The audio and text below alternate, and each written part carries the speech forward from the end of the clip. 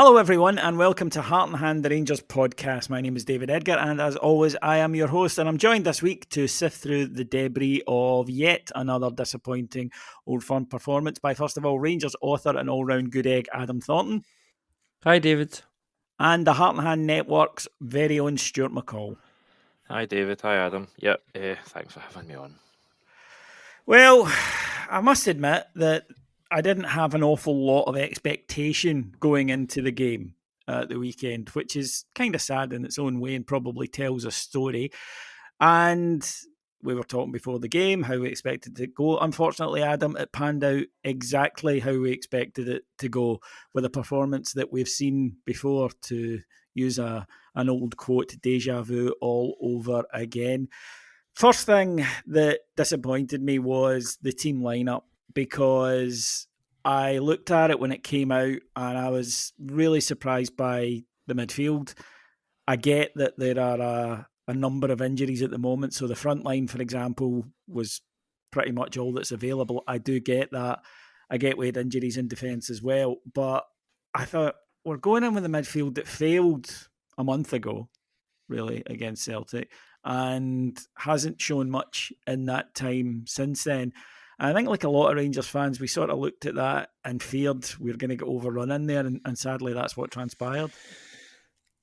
Yeah, it's like that Paul Rudd gif. Here we are again. Look at us. It just seems like it's Groundhog Day over and over again.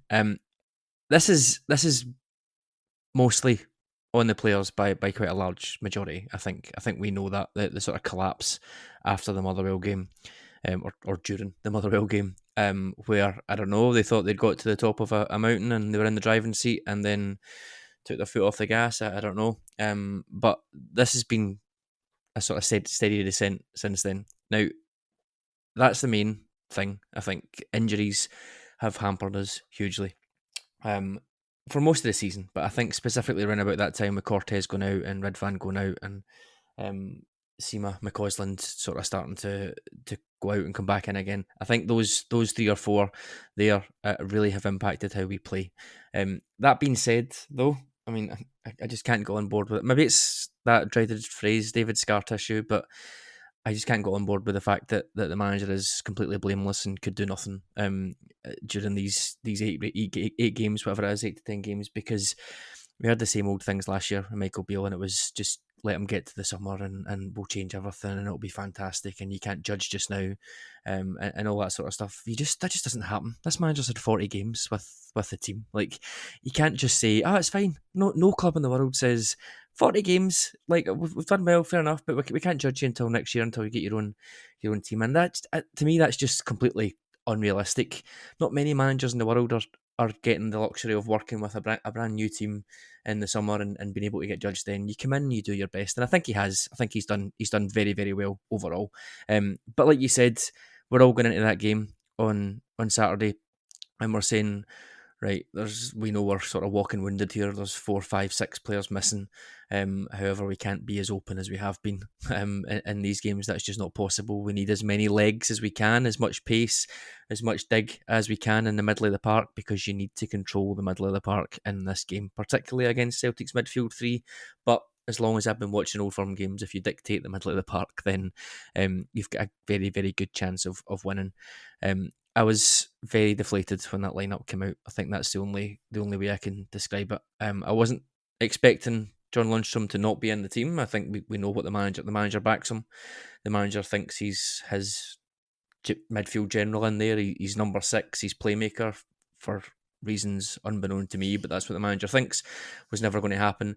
But I just hoped we'd have Sterling in there as well. And that to me was just not a sign of intent, because I understand he's playing a similar role on the wide right position. But like I said, we just need to control the midfield. We desperately needed to. And I think you can argue whether we were set up for failure or the players went out and failed, but given that everybody knew pre-match that everybody was of the same opinion pre-match, that if you went with a midfield 3 like that was maybe lacking in pace, lacking in energy, lacking in physicality, then we were going to be on to hiding for nothing. So if everybody else can see it pre-game, then I think the manager probably has to take a little bit of that blame as well, as bad as some of the players were.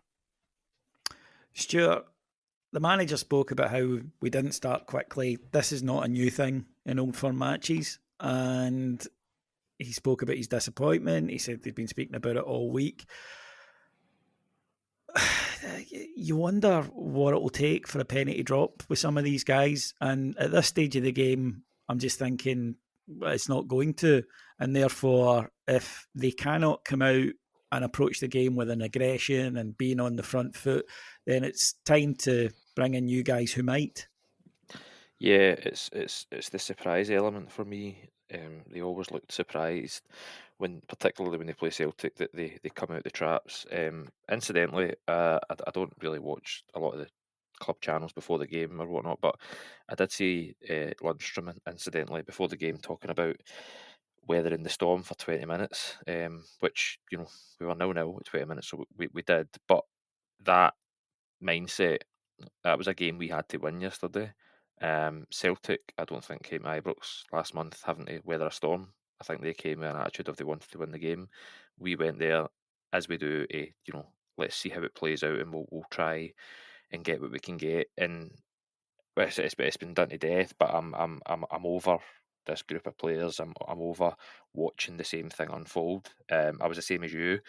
I didn't have anything really in my head going in through the week. Usually it builds up and it builds up, but come Friday night, it was that sad sort of expectation and getting what you expect. It's so disappointing. The players can't play against Celtic. A large majority of them, they fear them. That's the truth. You seen it, and we'll talk about the game, but you seen the standing off them, giving them space, not getting near them, and it is just that.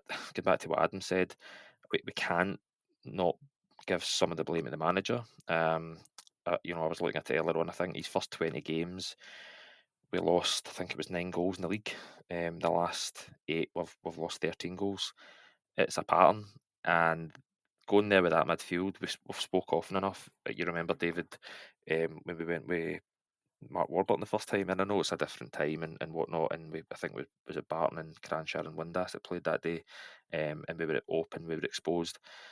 I mean, that midfield was the same midfield that happened 4 or 5 weeks ago, and it was wide open, and the game passed Diamande by, Lundstram had checked out, Lawrence doesn't have the legs. That's what was going to happen yesterday. I got in the 3 each game, by the way, putting Sterling at left back. I could understand that.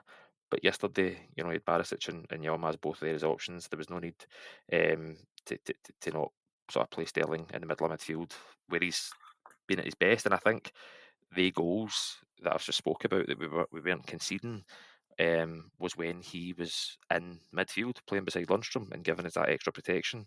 I think there's no need for us to play 2 of those type of players at home to Motherwell or Kilmarnock or whatever, but away to Parkhead, then yeah, because the goal that Celtic got, the first goal, it wasn't out of nowhere. That goal had been coming for 25 minutes. So yeah, it was expecting what happened, and it turned out that way. Yeah, you can't allow good players like O'Reilly to get shots off time after time. Eventually, he's going to punish you. I think when the goal did come, though, the real frustration about it was it fit into the pattern of previous Old Firm matches, Adam, in that Rangers have a glorious opportunity through Silva, which we don't take, and he absolutely has to score that. And then the goal itself, so many errors, so many players switching off, but we were letting Celtic players run off us. It's something that has happened before. You need to have that tactical discipline. You need to have that physical discipline. I wonder if it's a case that our players, because they do so much attacking normally in other games, or at least they're up the other end of the park, it's almost like they sort of forget. They become a little bit dozy, but there's no excuse for it in a match like that. You've got to be switched on and you've got to be full of concentration. 100%. Yeah, I honestly don't know what it is, because you can't, outside of the Champions League games, most of the European games, we have been generally pretty tight and compact with some, if not most, of these players being involved. So it must be the occasion, like Stuart said. It just must be, given that they've not won a meaningful game against Celtic in 2 years now. And it's further back than that in the league. I think we're almost at 3 years, aren't we? It clearly is something there with the players that have been there.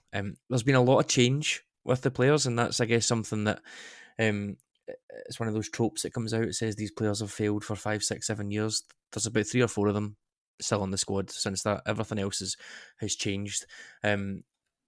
Whether So it's a cultural thing then, rather well, than I think it must be, but then there's the debate. Well, we're then effectively saying that all of these new managers that have came in and have picked the same 3 or 4 players, and Tavernier, Goldson, Lundstram, they've all identified them as senior players and part of their leaderships groups.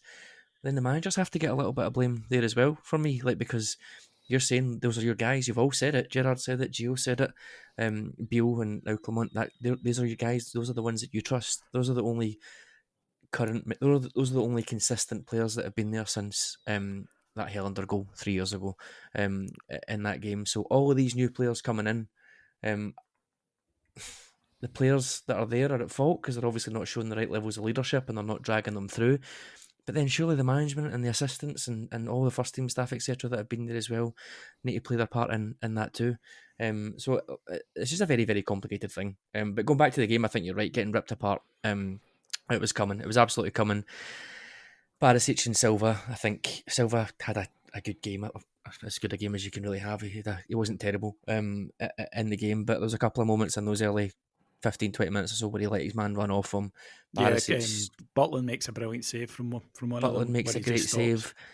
It was a really weird. It felt like a really weird setup because it felt like we didn't have enough players in the middle, and we also didn't have enough players wide. I'm like, well, that can't be, that can't be possible because if Celtic have got 3 in the middle, then surely against our 2, we're swamped in there. But by definition, you're going to have an extra one somewhere else. But it just never felt like that. The fullbacks were constantly 1-on-1. Maida had Tav 1-on-1, Barisic and Forrest 1-on-1 several times, and I think the first minute Forrest had Barisic 1-on-1 in acres of space. So you've got a midfield that can't cope with shuttling wide or getting forward or controlling the midfield, and you've then got wide players in Silva and Sterling who can do some things but can't do everything that you need, both attacking and defensively.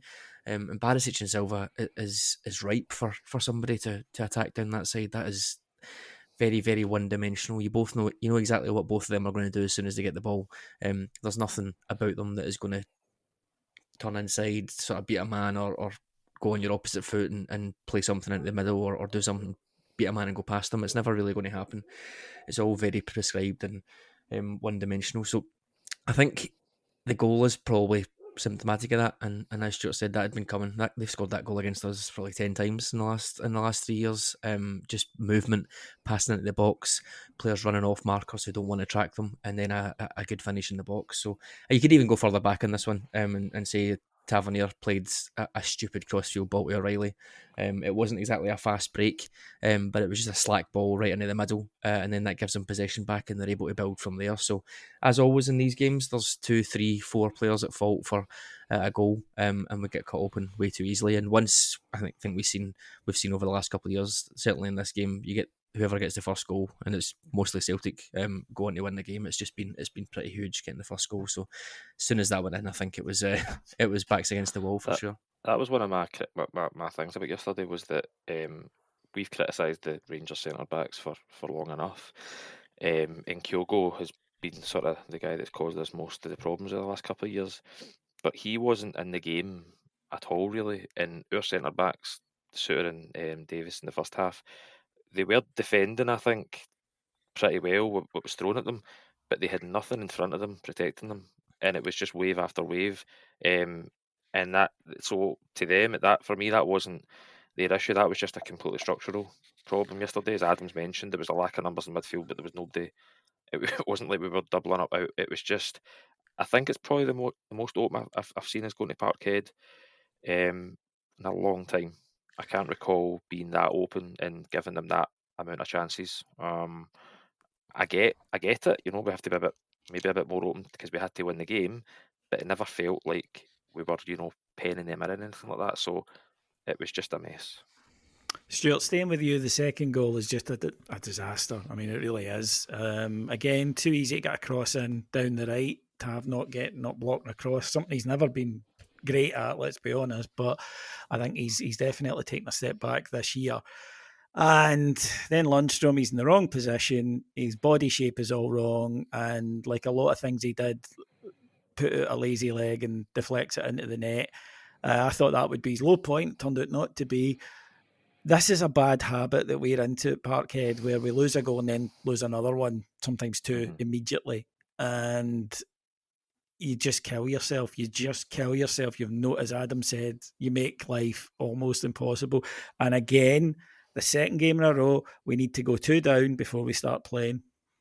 Yeah, well, it is a pattern because it's happened under Gio twice, one season after the next, and then it's happened this season. You're right. It's when we're our most vulnerable. Usually teams that score are the most vulnerable when they score, but it seems to be us when we lose a goal. Our heads just go. And look, I watched that goal back today because you get kind of caught up in the emotion and whatnot. To see, look, we've all seen unlucky own goals, right? Where a player's making a last stretching out to make a last ditch sort of tackle, hopefully get it over the bar or out wide or something. You're right about Tavernier. Maida sort of burns him for pace again, but I'm sorry. Lundstram's a player that is completely checked out for me, and he's gone, and he's looked like it for the past few weeks. How many more lessons do we need about not letting players run their contracts down? But that wasn't. I don't think necessarily unlucky for me. I think it was just lazy. He's not. His body shape's wrong. He's not did everything he could. He was tracking back slowly anyway before this goal happened, and he get caught and he was busting back, and he's just left his leg out, and it's preventable, and it's the game's done for me. It's just, and I did think that would be his worst moment of the day. Also, we're going to talk about what happened next, but again, there's always a nonsense, and that's what we've been saying now for the past couple of months. There's always a nonsense, and that was the nonsense there in the first half. Yeah, hugely disappointed. But as we said, it was only going to get worse for him. Adam, someone pointed out that means Lundstram is on negative league goals this season because he hasn't scored in the league. And a big bugbear of mine is the lack of goals from the Rangers midfield, has been for years. I just don't think you can achieve much if you've got 3 guys who play, and out of the 3 of them, come the end of the season, the top scorer out of the 3 of them, or out the 6 of them, say, because obviously it's not going to be 3 all season, has got 5 or 6 goals, and the rest below that. That to me isn't endemic of an issue that Rangers have had for a number of years now. Yeah, I completely agree. I think it has been a big issue. The midfield has been misfiring for a long time. Obviously, the attack has got a lot of the flack over, I don't know, the last two years or so. Maybe it was quite a lot of it last year, and then quite a bit this year in terms of being clinical. And it doesn't help. But I'm a big believer in the middle of the park being the base. It helps protect the defence. I think that's also a large part of. I mean, you'll hear people saying Celtic's defence aren't that great man for man. Some of them they're not as good as maybe our team or other teams have had in the past. But that midfield 3 that they've got, protect them. They cover every inch of grass in front of them. They don't leave them exposed. They cover the fullbacks. They're able to double up, both defending and attacking, and it gives them a really solid platform. Lundstram's been the only constant in there for the last 3 seasons now. And everything else has been a mishmash of other players. We obviously had the 55 season where it was Davis, Kamara, and then either one of Arfield and Aribo, and it was really quite nicely balanced, and everybody knew their role, and they all worked together, and they covered the fullbacks, and they got up. They didn't particularly score loads of goals, but Arfield and Aribo were always threatening, at least. But we've just lost that balance for whatever reason. Davis not playing under Van Bronckhorst for a long time, and then obviously getting injured and retiring. Aribo going, Arfield becoming a bit more of a bit part player. Kamara falling off the face of the earth for a bit, and Jack being injured. It sort of lost all of its balance, and we didn't. I don't think do a good enough job of replacing it. There's been a few people in that I personally would have thought might come in and help. Maybe guys like Cifuentes or Raskin. It's just not happened. And it's whether it's trying to build on quicksand and you're bringing in players and the rest of the team is just going through such a bad patch that it's impossible to get going. I don't know. It feels like every position, every defence, midfield and attack is all broken. But for me, the midfield is the key part of it. It's the base for everything, and it's just been really, really clunky in there for, like I said, 3 years. We've never had a consistent selection in there. That doesn't help. It doesn't help when you're trying to defend. It doesn't help when you're working as a unit, and it doesn't help, I guess, getting forward and trying to understand other players' movements and get into the box and score goals. When it is so disjointed and so disrupted all the time, it can look like a car crash, I think. Stuart, Rangers do get back into it when we score a very nice goal, actually, and it was something that we didn't do enough of. Silva going out, but Barisic overlaps him, doesn't just stick the ball in. He picks out a nice cross to the back post, something we'd worked on because Celtic have been vulnerable at the back post. If anyone watched their semi-final against Aberdeen, you'll have saw that. There's Dujon Sterling. He's sensible, doesn't try to head it in, heads it across goal. And Cyril Dessers in the right place, nice finish. And credit to him, he didn't go nuts or anything. He just went, got the ball and ran back, which is exactly what I'd expect someone to do in those circumstances. And I must admit, at that point, I thought, right, well, you could sense a bit of tension around Parkhead, and I thought, we've got to take advantage of this. Yeah. No, you're right about the goal. I think that area for me between Scales and Taylor was the one that, if we were going to target them, I think that Sima had caused Taylor quite a few issues, and so I wanted Sterling sort of up against him just purely for being physical. And as soon as Barisic put that ball across, I thought, right, we've got a chance here. And yeah, it was a nice header, good goal. And I'm the same. Weirdly enough, you could feel the tension in Parkhead. You know what it's like. You know, you go 2-0 up and then you lose a goal and the game can turn right away. Maybe I don't think it was going to personally, but it did put a bit of tension in. Everyone has said the same thing. We were all chatting. Just get to half time. Just get to half time, regroup, reset, and hopefully we can come out with a plan to go and ask them some questions. That's what we had to do. I think was it the 41st or 42nd minute he scored. So that's pretty much what we had to do. So easier said than done though. Yeah, and then Lundstram sets fire to the plan. Adam, this tackle by Lundstram, his head has gone after the goal. There's no doubt about that. And he decides he's going to charge in. Now, one of the things you hear from people in football is sometimes to get the crowd going, you'll go in and you'll put in a heavy tackle. And I do get that, but there are no Rangers fans there. So all you're going to do with that is inflame the Celtic fans who've gone quiet. So it's a bad idea anyway. And that's before you then run in and tank the guy on the back of the leg with your studs up. This is unforgivable. This to me is bordering on the unprofessional. And I've seen Rangers fans say, oh, he didn't want to be there. It's difficult to say anything else because it's just such a shabby decision to make. And he's not a kid. And it wasn't like we were 4 down and they were taking the piss. To go and make that tackle, an unnecessary tackle, you don't need to make at a time when we are maybe going to be able to get the momentum and have a go, is absolutely unforgivable for me. It completely is. And it's a shocker. I was trying to look at it logically and think, right, so we've just got the goal back a few minutes before. We'd spoken, I think, quite a bit about the need to get in at half time. And not have a meltdown. I think me and Cammy on Extra last week said that there's been a couple of occasions in Celtic where we've been 1-0 down in the first half and then they score a goal right before half time.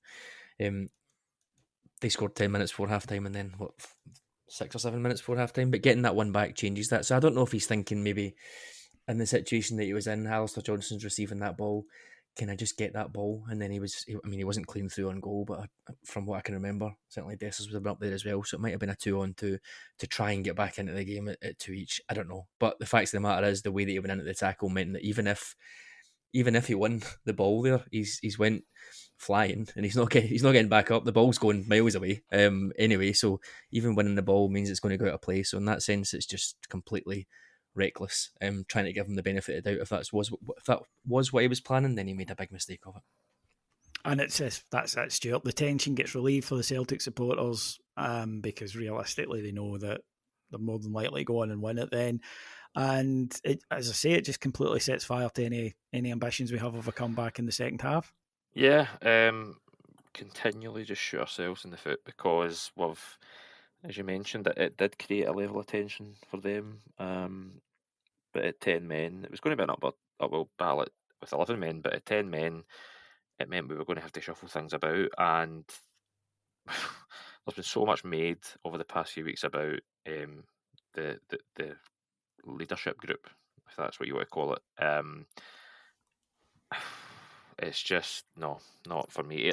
He's played like a guy that's contract's up and he's got a move sealed elsewhere.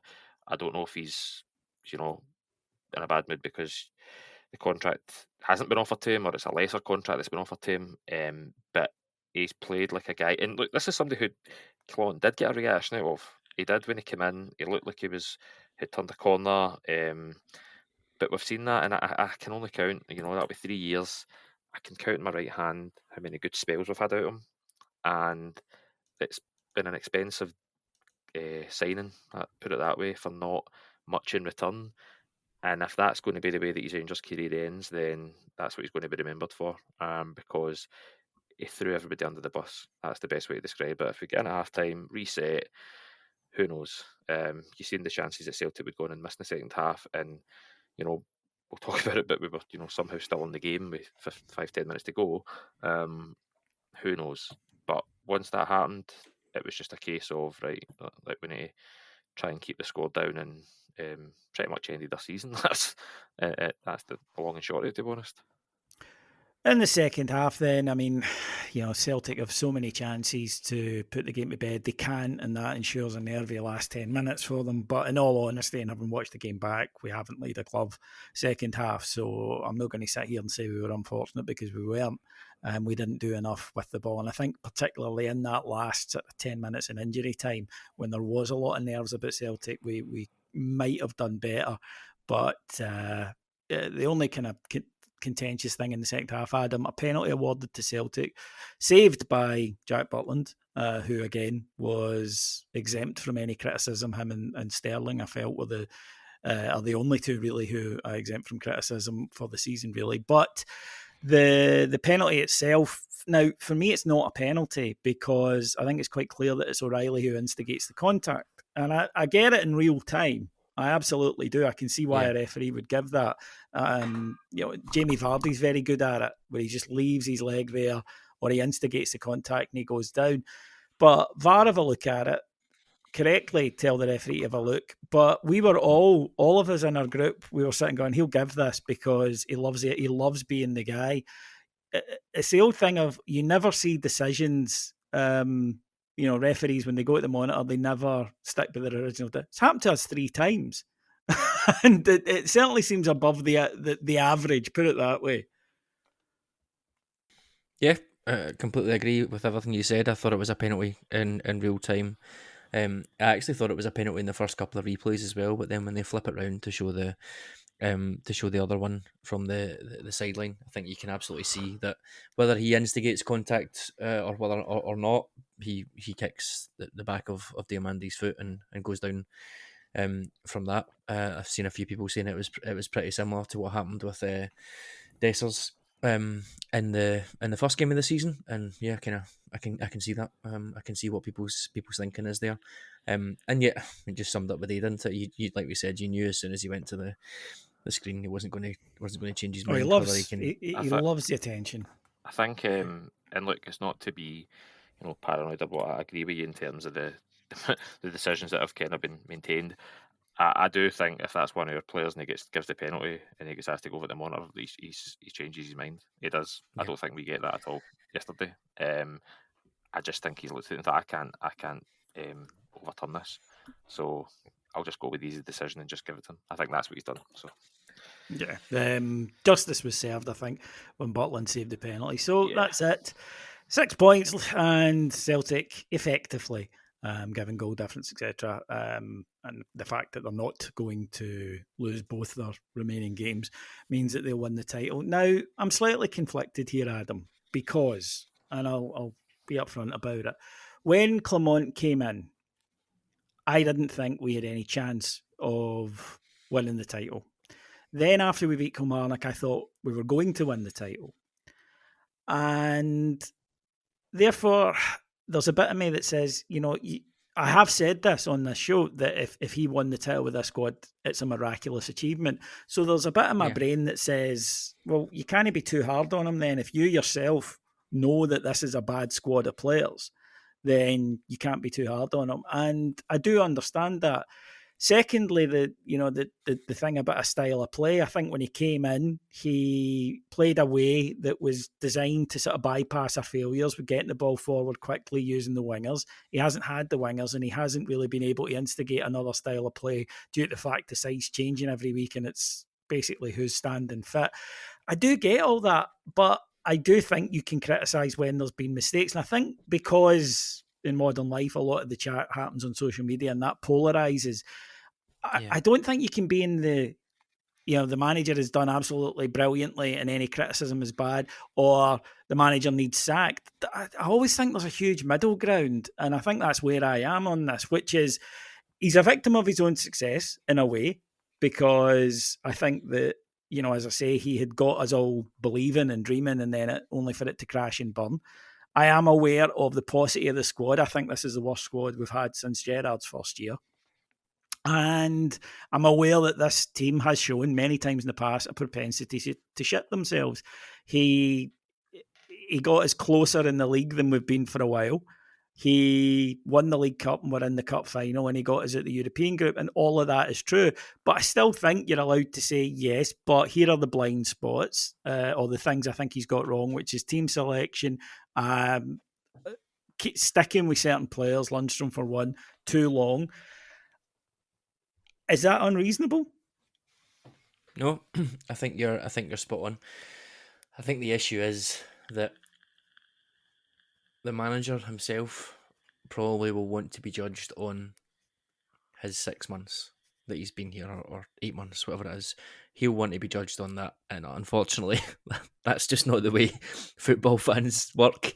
We have 12 years of scar tissue and trauma here, and everybody is desperate to get back up, and frustrations boil over, tensions run, and as soon as we see a couple of slips, we think, oh, it's the same old story again, the same thing is happening over and over again.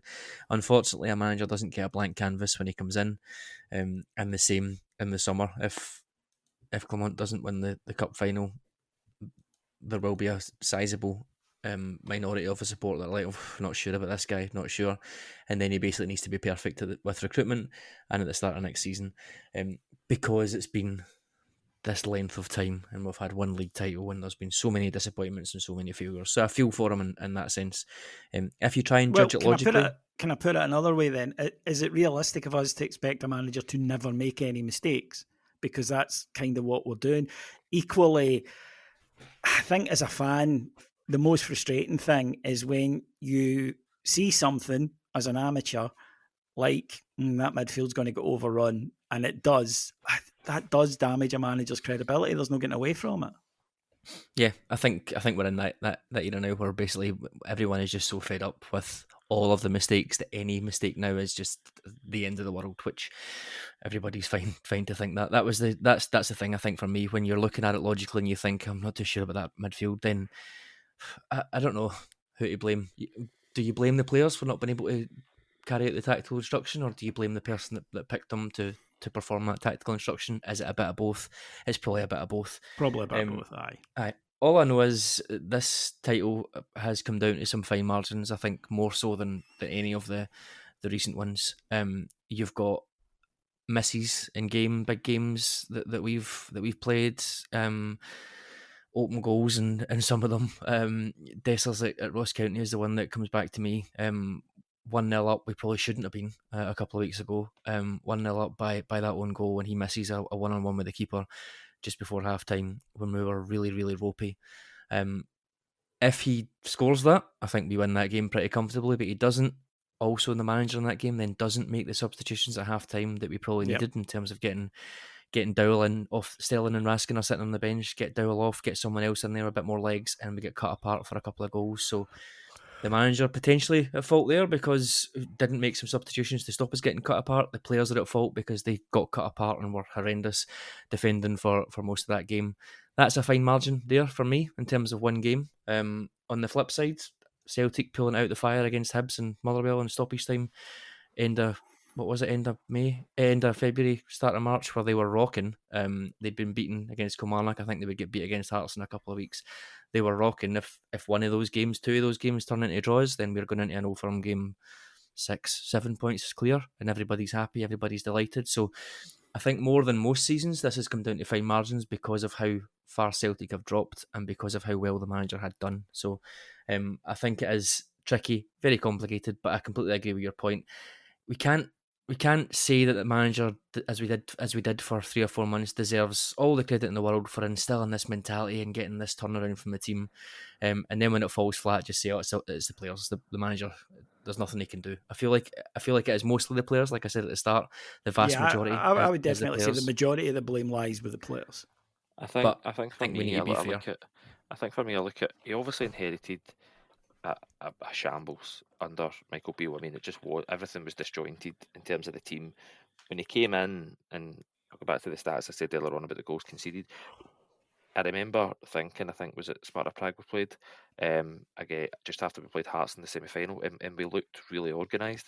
I thought off the ball in particular, and that had been a while since I'd actually seen that in Scotland for us, that we'd been organised off the ball. And of course, we talk about the new manager bounce, but it wasn't. I don't think it was all just energy and passion. I think it was a lot to do with he was setting the team up in a way, and the players knew their roles. Look, obviously at that point, he did also have sort of Sima and Danilo who were contributing a lot in the forward areas, but um, there was an element of us being a bit better set up. That's just went to pot, going back to what Adams said about Ross County away and yesterday. And that's, for me, probably the most concerning thing.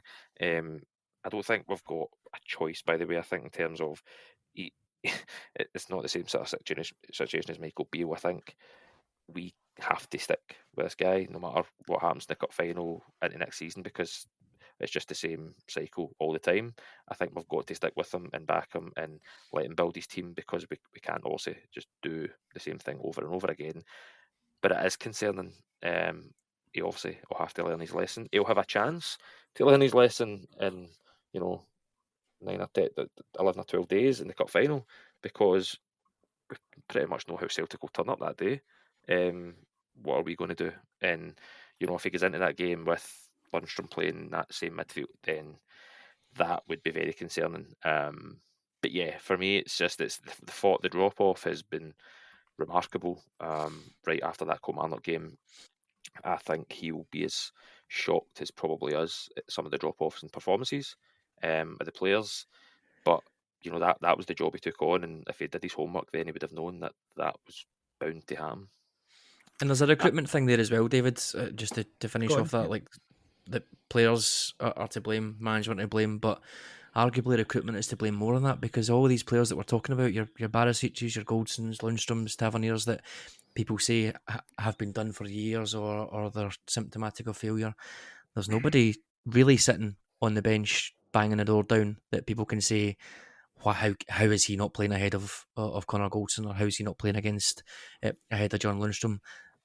The recruitment has been poor. We've brought in players who it was just a bit of a hodgepodge. The first summer was players that, I don't know, Ross Wilson liked, and it wasn't quite what Van Bronckhorst liked, but he sort of went along with it. But they were all sort of random players coming in to offer a little bit different, or maybe try and do this, and it never really worked. And then last summer it was just a kid in a sweetie shop, just do whatever you like and bring in everybody that you want, and then just change your mind on the tactics after 2 or 3 weeks and set us up in a way that doesn't quite work. All of that has been, to me, more of an issue than the manager, for sure. So potentially you could flip that round and say that's the one thing that's different this year. We've got a manager who I think is probably more single-minded and knows what he wants to do, but then you've also got, we hope, a director of recruitment who, he said himself, he's been planning this window since December, January time. So that puts a little bit more pressure on it again. But when that's someone who is very highly respected in the industry, done quite well with PSV, etc., then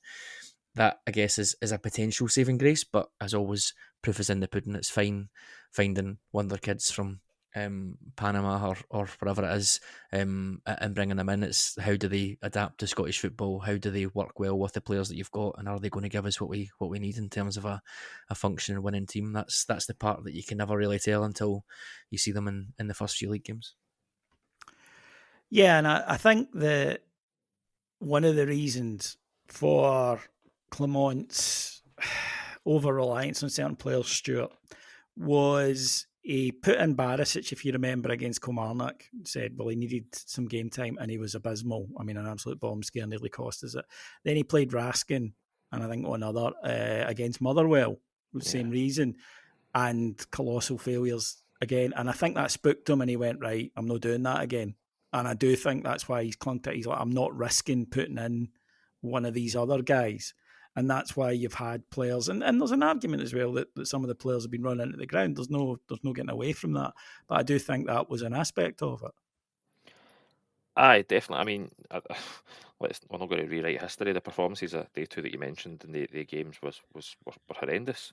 I think we can talk about sort of Nicholas Raskin. I don't think he, that sort of more advanced midfield role suits him. I think either has to be him or Lundstram. And if I was him, I would probably be arguing that I've not had enough opportunity. There's something up since he came back from injury in January. He's not been, when he's even made appearances, he's not looked anywhere near it. But I'm a believer in that. I think to get fit, you need to play. So he must be awfully bad in training if he's not performing as well as Lundstram. But you're right, he's probably sort of battened down the hatches and thought, I'm just going to try and go with the tried and trusted and who I know. But when you've got a squad who are, threadbare, it doesn't really work. And for me, again, we're back to talking about just individuals. It's about a team that's functioning well and set up as a team that it's just not something that we've been doing. Going back to the midfield, that midfield, please correct me if I'm wrong, I don't think that midfield's played as it started off a game since the Celtic game at Ibrox, as they did yesterday. I think Cantwell's played most of the games, and then it starts again yesterday. It was just strange.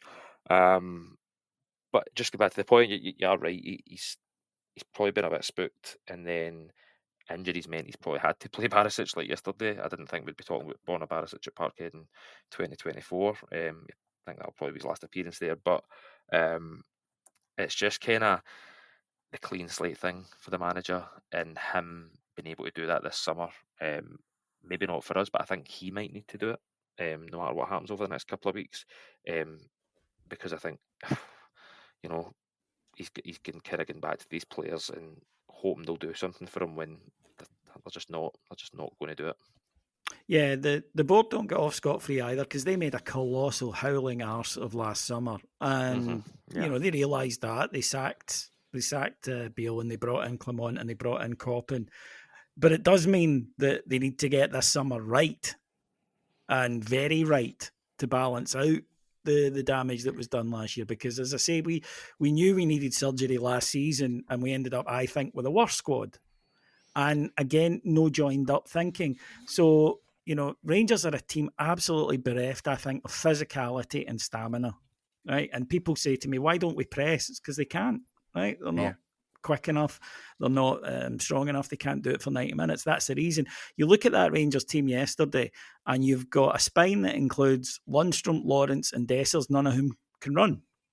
So, you're going to be up against it straight away. That's terrible recruitment over a number of years, incidentally.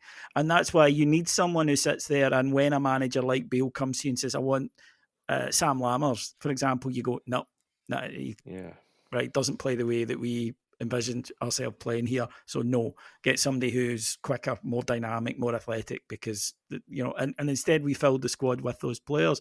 So I do think that the board need to take a look at what they've done in terms of the football operations. They will argue that they have. That's what Coppin's there for. But he needs to have been the right decision, and therefore he needs to be the right summer. But I do think that we need to be a wee bit cleverer in those sort of areas. Moving on then to maybe looking ahead to next season. Adam, whether or not you like or dislike an individual player, I don't think anyone can argue with the fact that the likes of Tavernier, Goldson, Lundstram, Ryan Jack, etc., need to go. And here's why. No matter if you still think they're very good players or not, they're emblematic of a period of failure. That's what Rangers fans see when they look at, or enough Rangers fans certainly look at when they see them. And therefore, it means that when things do begin to go wrong, which they inevitably will at some point during a season, that attitude you mentioned earlier of the fans going, I knew they would do this, will always be there. Sometimes for a manager, you need to do things for your own credibility.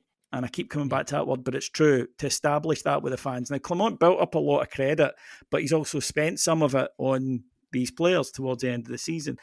So for me, he needs to make these big decisions. And maybe we as a support need to accept that this might be a 2-year period, but I think we would if we see progress, a style of football, and we see something and go, I know what we're building towards here. Whereas I think if you keep the same guys, then when the same mistakes, because they will be the same mistakes, happen, and we know they don't learn from them, fans will immediately begin to switch off. I don't see how it's possible not to. So for me, I think he needs to make a decision. On the one hand, I'm a bit worried because he wanted to keep Lundstram. On the other hand, I'm thinking he did drop Goldson. So jury's out. Totally. Completely agree. There comes a time, I think, when, like you said, we just can't keep making the same mistakes again. We've been in this situation when Beale got sacked, and we thought, okay, maybe there'll be a sort of root and branch thing, and the manager will come in and he'll do something drastic, and get rid of a few out of the team. It took him a fair while for Connor Goldson to come out, which fair enough. He had the ball. He had the balls to do that. Bring him out at the team, and probably have 2 or 3 there that maybe aren't the answer either. But there's less fan ire around them. So I think that sort of proves it. In that side, if you can do that in a couple of the other areas that you've mentioned, then 100%.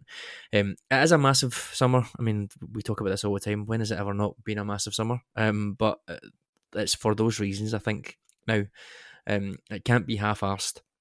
Van Bronckhorst summer, we spent quite a bit of money, more money than we did certainly last summer, but we probably made the team worse that summer with the players coming in that weren't suited, injured, didn't really work out. And then again last summer we spent a couple of million less than that, but again, like you said, we made the team worse. We can't do that. We're now also a very, very old team as well. I think the Livingston game pre-Christmas, we put out a lineup that was almost the average age of 30. I think only Seema and Ross McCausland were under like 28 or 29 years old. So that just speaks to itself, regardless of all the individual players or anything like that. That just can't be the case for a club that's forward thinking and progressive and wants to have a player trading model. That just simply will not do. You can't have the majority of your squad being above the age of 26, 27. It's just not the way it works anymore. Absolutely a few players that are going to contribute if they're over 30 and they're going to be valuable around the team, the dressing room. They can come in and shore up a game. They can still do the odd turn to you, and they're really valuable in other ways. But it can't be the main thrust of your team because, like you said, it results in a tired team, particularly because half of those players have been perennially injured as well throughout their time here or throughout their whole careers. So they're physically weak, they're mentally weak now as all the defeats that we've had, and they're just getting old, getting to the end of their contracts, they're on higher wages. None of these things make sense, and this is why it is a huge summer. But it's easier said than done. We need a perfect storm. We need the players that are leaving probably plus another 5 or 6 to go for decent money, and then we have to bring in 8 to 10 players, and we need 9 of them minimum to be good signings, ready to go, and we need at least 4 or 5 of them to come in and go, wow, that is exactly what we need. They're in the conversation to be the best players in the league in their position. That is where we're at. That is the perfect storm that we need in the summer. Whether we can do it or not, what finances we've got available to do it, what wages we've got, I don't know. But it's definitely easier said than done to rip it all up and start again. But yeah, I agree. They're emblematic of failure now and emblematic of near misses. It can be fine margins, that's fine. They're still losing. It doesn't matter whether you lose the league by 10 points or 6 points or 4 points. To me, you're still losing the league, and it's a big disappointment. So yeah, I totally agree, but it is a really, really important summer, and hopefully we can get it right.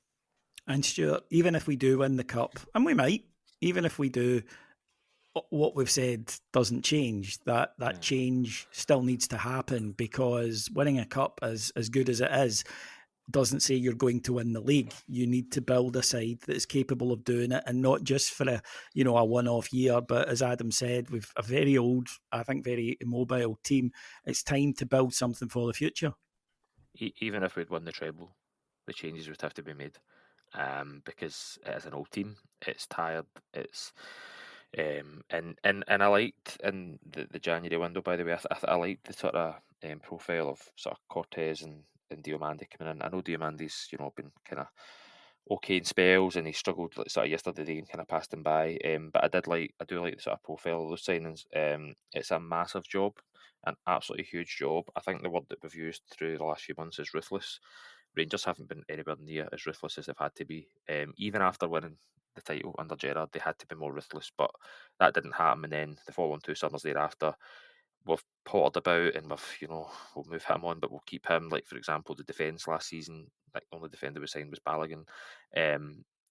It has to be different now, and as if music to my ears that if is it Copen has been working on this since December.